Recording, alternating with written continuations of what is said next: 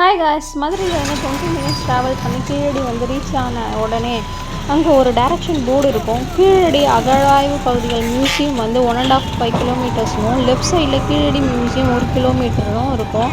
இப்போ நம்ம கீழடி மியூசியம் போயிட்டுருக்கோம்.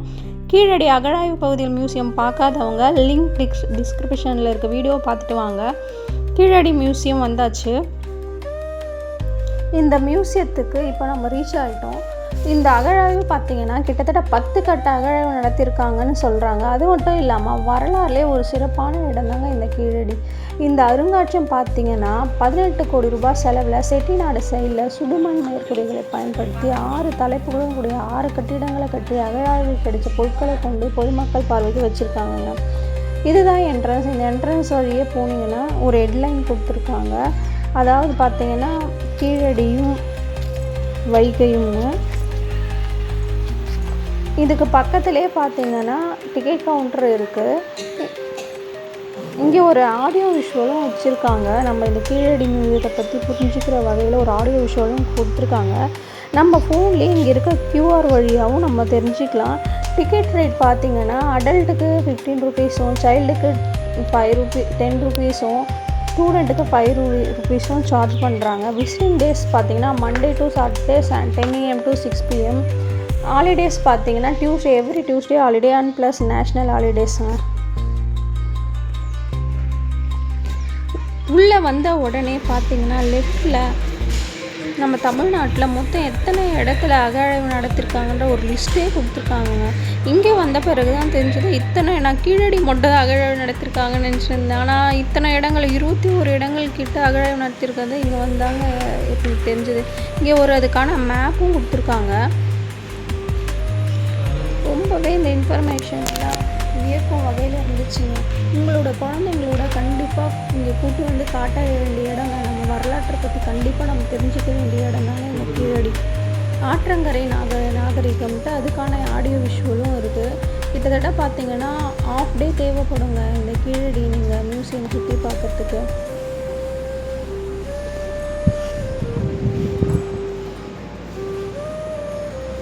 அவங்க ஆற்றங்கரை நாகரிகத்தை எடுத்து காட்டுற அளவில் அங்கங்கே மேப்பு அந்த மாதிரிலாம் கொடுத்துருக்காங்க. ஃபுல் டீட்டெயில்ஸோட அது தொல்லியல் இடங்கள் எந்தெந்த இடத்துல பண்ணாங்க அதை பற்றி ஃபுல் டீட்டெயில்ஸ் கொடுத்துருக்காங்கங்க. இந்த மியூசியத்தோட இன்னொரு ஸ்பெஷல் என்ன பார்த்திங்கன்னா, இந்த மியூசியத்தை சுற்றி சங்க இலக்கியங்களில் இருந்த மரங்கள் எல்லாம் நடவு செஞ்சு அதுக்கு QR கோடு கொடுத்து நம்ம மொபைல் மூலமாக ஸ்கேன் பண்ணி அந்த டீட்டெயில்ஸ்லாம் தெரிஞ்சுக்கிற வகையில் அமைச்சிருக்காங்க.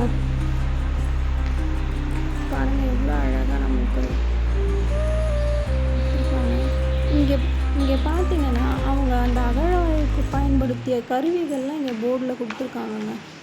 இது என்னது?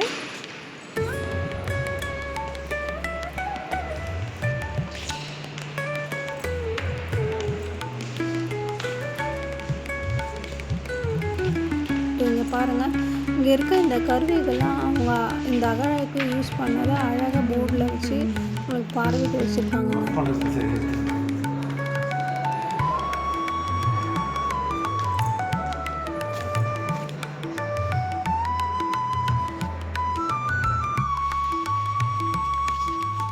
அடுத்ததான் நம்ம நெக்ஸ்ட்டு கட்டிடம் பார்த்திங்கன்னா நிலமும் நீருங்க.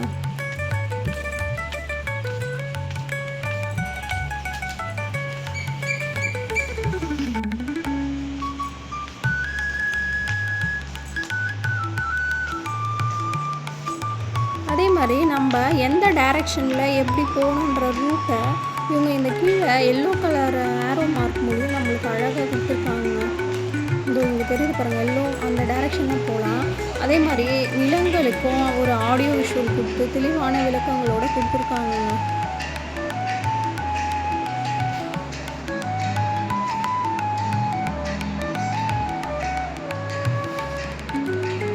அதுக்கப்புறம் பார்த்திங்கன்னா இங்கே ஒரு பெரிய திமிழுள்ள காளியின் எலும்பு கூடுகள் அந்த அகழாய்வு கிடைக்கப்பட்டதான் இந்த ஒரு இதுக்கு சாம்பிள் மாதிரி வச்சு அதை ஆடியோ விஷுவல்லையும் காமிச்சிருக்காங்க.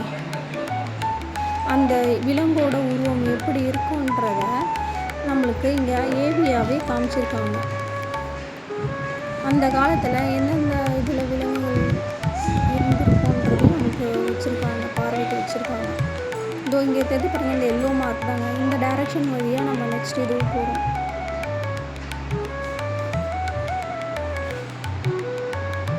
இது அந்த காலை ஓடுற மாதிரி வீடியோ கொடுக்குறாங்க, அதோட எலும்பு தாங்க இது.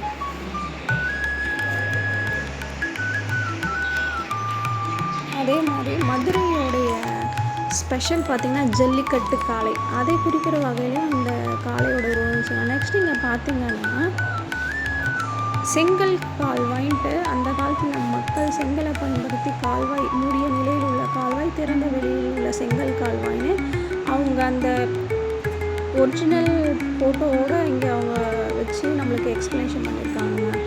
அதுக்கடுத்தது பார்த்திங்கன்னா சுருள் வடிவ குழாய்கள், இது வழியாக தான் நீரோட இது பண்ணியிருக்காங்க. இங்கே இது பார்த்திங்கன்னா உரை கிணறுங்க, ரிங்வெல் சொல்கிறாங்க இல்லைங்களா, அதுதான் அந்த சுடுமண்லேயே அந்த காலத்தில் செஞ்சுருக்காங்க. ரொம்பவே ஆச்சரியமாக தாங்க இருக்குது.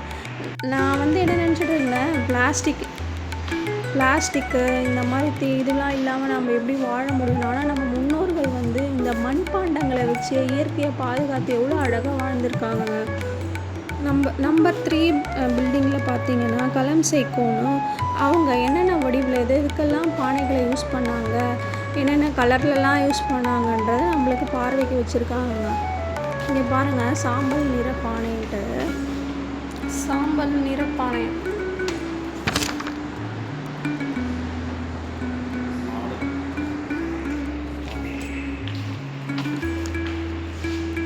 என்ன கேட்டால் நம்ம குழந்தைங்களுக்கு நம்ம வரலாறு கொண்டு சேர்க்கணுங்க. அதனால் கட்டாயம் நீங்கள் குழந்தையோடு பார்க்க வேண்டிய இடம் தாங்க இந்த கீழடி. நம்ம வரலாற்றை கண்டிப்பாக நம்மளோட இது இல்லாமல் நம்ம குழந்தைங்களுக்கும் நம்ம லேர்ன் பண்ண வைக்கணுங்க. அதுக்கு அடுத்தது 4th பில்டிங் வந்தோன்னா இரும்பு கருவிகள். அதாவது நம்ம முன்னோர்கள் என்னென்ன இரும்பு தொழிலையும் அப்போ அதாவது இந்தியாவில் இரும்பு கால பண்பாடுன்றது 1000 ஆண்டுகளுக்கு முன்னர் என்று கால கணக்கீடும் செய்திருக்காங்க. ஆனால் இங்கே 2600 ஆண்டுகளுக்கு முன்னாடியே நம்ம தமிழ்நாட்டில் இரும்பு பயன்பாடு இருக்குதுன்றது ப்ரூஃபாக இருக்குங்க. அதாவது என்னென்ன கிடச்சிருக்குன்னா இரும்பு கசடுகள் இப்படி வச்சுருக்காங்க பாருங்கள், பார்வை. இரும்பு கசடுகள் தாதுவை உருக்கும்போது வெளியேறும் கழிவுகள். கசடுகள் கிடைக்கப்பட்டதும் கீழே இரும்பு தொழில் நடைபெற்றுள்ளது வெளிப்படுத்தப்படுகிறது. இந்தியாவுடைய ஏஜ் பார்த்திங்கன்னா 1000, ஆனால் நம்ம 2600 ஆண்டுகளுக்கு முன்னாடியே நம்மளுக்கு இந்த இரும்பு இது கிடைக்கிறது வியப்பில் அழைத்திருக்காங்க. இது இங்கே பாருங்கள், சங்க காலத்தில், அது மட்டும் இல்லாமல் சங்க காலத்தில் இடம்பெற்ற இதுவெல்லாம் இங்கே நம்மளுக்கு இந்த கீழடியில் கிடச்சிருக்குங்க. துருத்தியுடன் இணைத்து இரும்பு உலைக்கு காற்று செலுத்தும் கூட, இதுவும் நம்மளுக்கு கீழடியில் கிடைக்கிறது. இரும்பின் பயன்பாடுன்னு சொல்லிட்டு இங்கே ஒரு இது வச்சுருக்காங்க.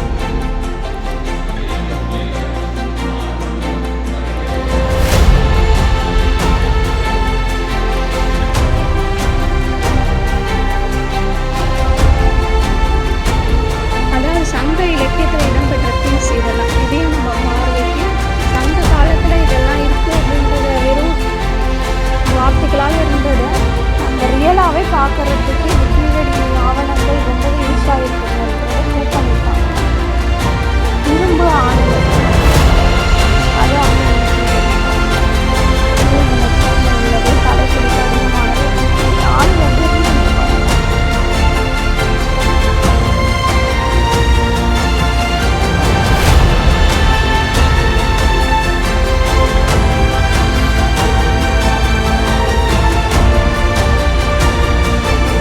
பார்த்து 46 நம்மளுக்கு இங்கே பார்வைக்கு வச்சுருக்காங்க. நீங்கள் கண்டிப்பாக உங்கள் பிளானை ஆஃப் டே பிளான் பண்ணுங்கள். கண்டிப்பாக இதை நீங்கள் ஃபுல்லாக டீட்டெயிலாக தெரிஞ்சுக்க வேண்டிய விஷயங்க. அதுக்கடுத்து நெக்ஸ்ட் செக்மெண்ட் பார்த்தீங்கன்னா ஆடை அணிகலன்கள்னு சொல்லி அந்த நெசவு தொழிலில் எப்படிலாம் அவங்க இது பண்ணியிருக்காங்கன்றதுக்கான ப்ரூஃபும் கிடைச்சிருக்கிறதாவும் இங்கே பார்வைக்கு வச்சுருக்காங்க. இந்த மாதிரி ஒரு கட்டிடங்களுக்கு மேலேயும் ஒரு இது வச்சுருக்காங்க. இங்கே நம்ம பார்த்தீங்கன்னா ஷெல் சொல்லுவாங்க இல்லைங்களா, சங்கு மணிகள், சங்குலேயே மணிகள் கிடச்சிருக்கு. அதையும் நம்ம அந்த காலத்தில் யூஸ் பண்ணியிருக்காங்க.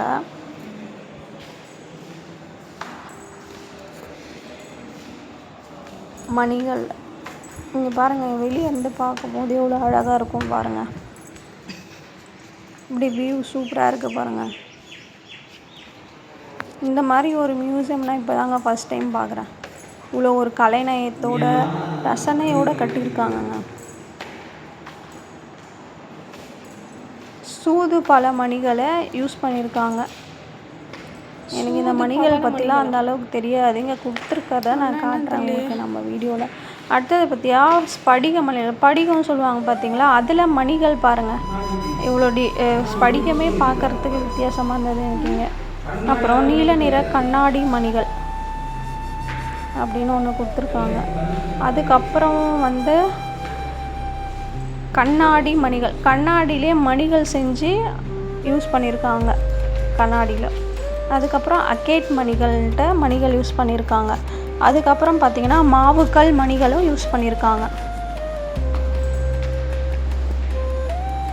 அதுக்கப்புறம் பீட்ஸ் மணிகள்னு சொல்லி கொடுத்துருக்காங்க.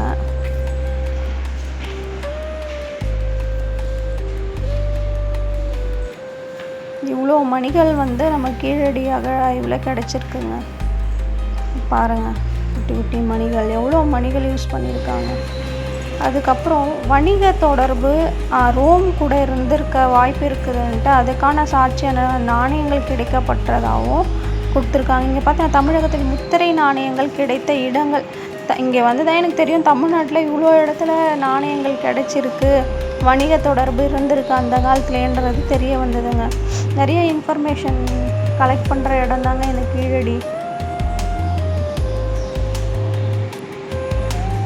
பாருங்கள், இந்த கப்பல் மாதிரி ஒன்று செஞ்சு வச்சுருந்தாங்க ரொம்ப அழகாகவே. இதோட டிசைனுமே வந்து சூப்பராக இருந்ததுங்க. நாங்கள் இதுக்கு முன்னாடி இன்னும் நிறைய செல்ஃபியும் எடுத்துக்கிட்டோங்க.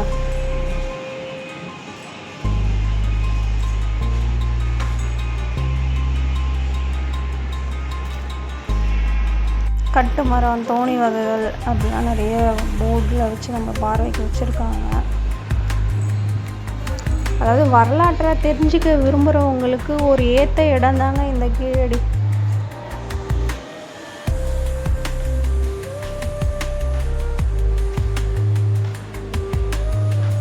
பாருங்கள், இந்த ஜாடியோட கலர்லாம் பாருங்கள், என்ன ஜாடிலாம் எப்படி தயாரிச்சிருக்காங்க. ரெட்டு வித் பிளாக்கில் ரொம்பவே கலர்ஃபுல்லாக, ரெட் கலரில் இந்த மாதிரி நிறைய டைப்ஸ் ஆஃப் என்ன ஒன்று ஒன்று ஒரு ஷேப்லவும் கண்டுபிடிச்சிருக்காங்க. இந்த சைட் பார்த்தீங்கன்னா சுடுமண் அடுப்பு பாருங்கள், அந்த காலத்தில் எப்படி இருந்திருக்கு. 2 அடுப்பு வச்சுருக்காங்க பாருங்கள். கருப்பு சிறப்பு நிற மட்கலங்கள்ட்டு அதோட ஃபுல் டீட்டெயில்ஸுமே நம்மளுக்கு அங்கே கொடுத்துருவாங்க.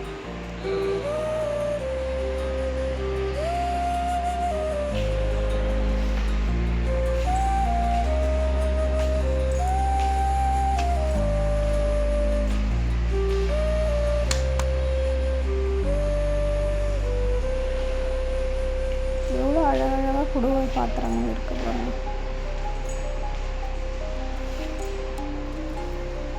அது ஒன்று ஒன்று ஒரு டிசைனில் ஜாடி மாதிரி ரொம்பவே அழகாக தயாரித்து வச்சுருக்காங்க அந்த காலத்தில். அதுவும் இல்லாமல் பிளாஸ்டிக் யூஸே இல்லாமல் வெறும் இந்த மண்ணாலே தயாரித்து நம்ம இயற்கையை காப்பாற்றிருக்காங்க நம்ம முன்னோர்கள். சுடுமண் அடுப்பு பிளாஸ்டிக் இல்லாமல் வாழ முடியுமான்ற இது வந்து உடச்சிருக்காங்க. பிளாஸ்டிக் இல்லாமல் மண்ணை வச்சே வாழ்ந்துருக்காங்க அழகாக. அதுக்கடுத்த நெக்ஸ்ட்டு பார்ட் பார்த்திங்கன்னா இரும்பு கரண்டி. அந்த காலத்தில் கரண்டி பாருங்கள் எப்படி யூஸ் பண்ணியிருக்காங்க. அதுக்கப்புறம் இரும்பு பாத்திரங்கள் கிடச்சிருக்கு. இதெல்லாம் இரும்பில் பாத்திரங்கள் இதெல்லாம் அவங்க வச்சுருக்காங்க. சுடுமண் பாத்திரங்கள், இரும்பு பாத்திரங்கள் இதெல்லாம் கிடச்சிருக்கு. அதுக்கப்புறம் நெக்ஸ்ட்டு பார்த்திங்கன்னா பொழுதுபோக்கு. இது வந்து இந்த இடத்துல எனக்கு ரொம்பவே இன்ட்ரெஸ்டிங்கான ஒரு இடமா இருந்ததுங்க. இங்கே பாருங்கள், அந்த காலத்தில் தந்தத்துலேயே சுடுமண்ணாலும் டெரக்கோட்டா சொல்கிறாங்களே சுடுமண்ணா, அதில் இந்த பாண்டிய ஆட்டம் சொல்லுவாங்க பாருங்கள், செஸ் காயின் மாதிரி, அதை வச்சு அதே ஒரு விளக்குற வகையில் இது ஒன்று இந்த ஏவியில் காட்டுறாங்க பாருங்கள்.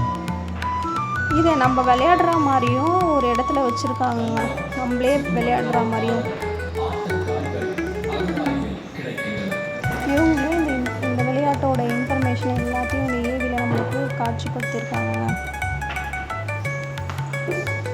இதெல்லாம் வந்து தந்தத்தில் செஞ்சுருக்காங்க. தந்தத்திலான சீப்பு, தந்தத்திலான இந்த காய்கள், இதெல்லாம் வந்து ரொம்பவே ஆச்சரியமாக தாங்க இருந்தது.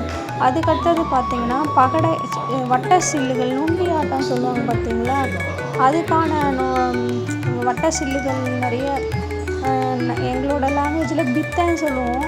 அது வந்து தூய தமிழில் வட்ட சில்லுகள்னு சொல்லியிருக்காங்க. பகடை, டைஸு, தாயக்கட்டை, இது எல்லாமே தந்தத்திலையும் டெரக்கோட்டாலையும் நம்மளுக்கு இந்த கீழடியில் கிடச்சிருக்குங்க.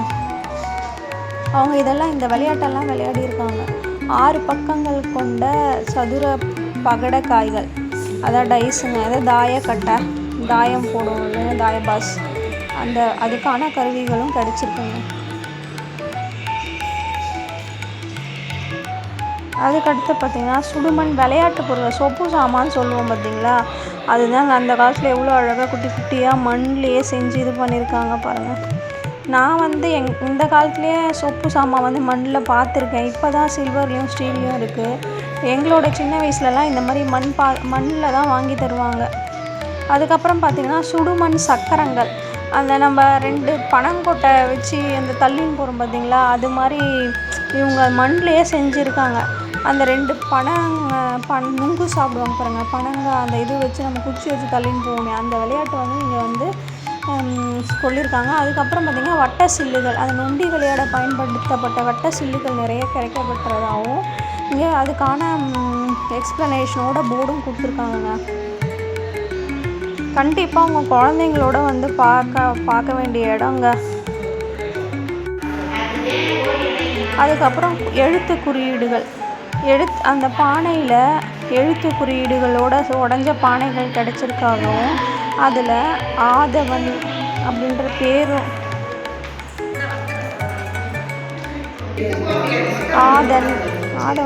ஆதன், குவீரன் அப்படின்ற பேர்கள்லாம் தமிழ் பெயர்கள் இது பண்ண ஓடுகள், பானை ஓடுகள் கிடைக்கப்பட்டதாகவும் அந்த குறியீடுகள் கொடுத்து அதெல்லாம் என்னென்ன இதுன்ட்டு எக்ஸ்ப்ளனேஷன் போர்டும் இங்கே வச்சுருக்காங்க.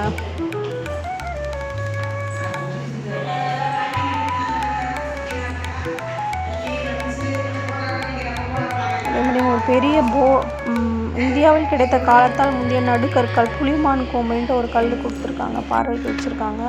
அதுக்கப்புறம் முதுமக்கள் ஈமை சடங்கு செய்யறதுக்கான முதுமக்கள் தாழி, அது எந்த வடிவத்தில் இருக்குன்றதை இங்கே காட்சிக்கு வச்சுருக்காங்க.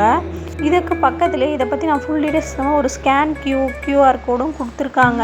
இந்த மாதிரி ஒவ்வொரு இடத்துலையும் நம்ம அதோட டீட்டெயில்ஸ் தெரிஞ்சுக்கிறதுக்கு இந்த மாதிரி ஒரு ஸ்கேன் QR கொடுத்துருக்காங்க, நம்ம ஸ்கேன் பண்ணி தெரிஞ்சுக்கலாம். அதே மாதிரி சுடுமண் ஆண் உருவங்களும் கிடைச்சிருக்கிறதாகவும் அதையும் நம்ம பார்வைக்கு வச்சுருக்காங்க. இங்கே பாருங்கள், உடற்பகுதி, சுடுமண் உடற்பகுதி எல்லாம் உடஞ்சி போய் கிடச்சிருக்கு. சுடுமண் காளை உருவத்தில் அந்த சொப்பு பொம்மைங்க இந்த காலத்தில் நம்ம பிளாஸ்டிக்கில் செய்கிறோம் பார்த்திங்களா, அது அந்த காலத்துலேயே மண்ணிலே செஞ்சுருக்காங்க. அதே மாதிரி இந்த கீழடியில் நம்மளே இந்த VR மூலியம் ரொம்ப இன்ட்ரெஸ்டிங்காக நம்மளே அந்த பானையை தூக்குற மாதிரியும் நம்மளே அது உள்ளே போய் ஒரு இதுவான்ற மாதிரி எக்ஸ்பீரியன்ஸும் கிடைக்குதுங்க. நீங்களும் கீழடிக்கு வந்தவங்களோட எக்ஸ்பீரியன்ஸ் இருந்துச்சுன்னா எங்களுக்கு கமெண்ட் பண்ணுங்கள். அதுக்கடுத்து பார்த்திங்கன்னா தங்க ஆபரணங்களும் இந்த கீழடியில் கிடச்சிருக்குங்க. அதோட டிசைன்ஸும் வேறு லெவலில் இருந்துச்சுங்க. அந்த காலத்துலேயே பாருங்கள் என்னென்ன டிசைன்ஸில் நகைங்கள்லாம் யூஸ் பண்ணியிருக்காங்க. நாணயங்கள்லாம் பாருங்கள் எப்படி இருந்திருக்கு. இது ஃபுல்லாக பயனுள்ள தகவலுக்கு ஜோக்ரிஷ் சேனலை சப்ஸ்கிரைப் பண்ணுங்கள். தேங்க்யூ. கீப் வாட்சிங்.